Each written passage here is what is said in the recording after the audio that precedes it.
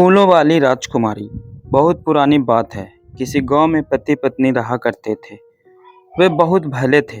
गांव भर के दुख में दुखी और सुख में खुशी में झूम उठते थे। वे दोनों छोटे से झोपड़े में रहते थे।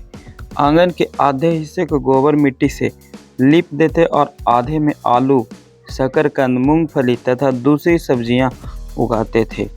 साल भर तक वे यूं ही अपना गुजारा कर लिया करते थे।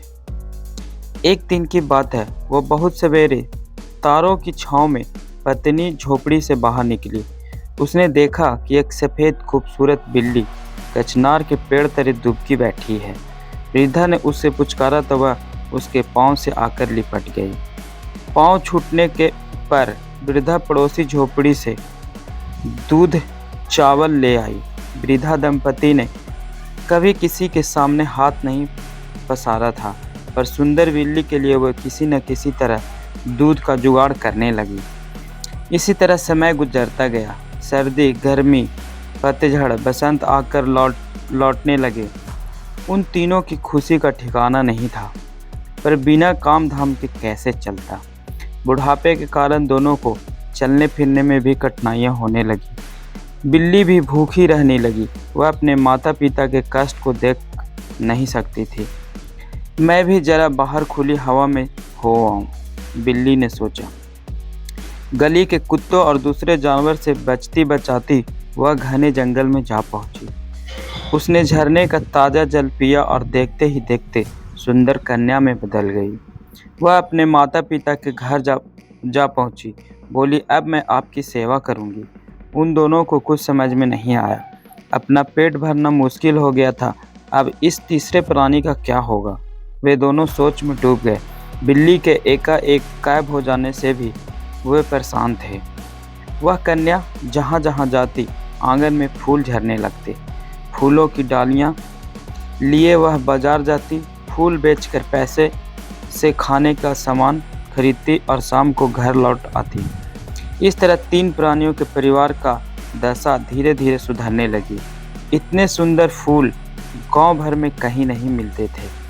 मज़े की बात यह कि बिना बीज, खाद, पानी के फूलों की खेती हुआ करती थी। बेटी तू कौन है, कहाँ से आई है? वृद्ध पति पत्नी पूछते हैं। मैं बेटी हूँ आपकी, इससे ज़्यादा कुछ जानिए भी मत, वह जवाब देती है। खाना खाकर वह अपने झोपड़े में घुसती है तो सवेरे निकलती है।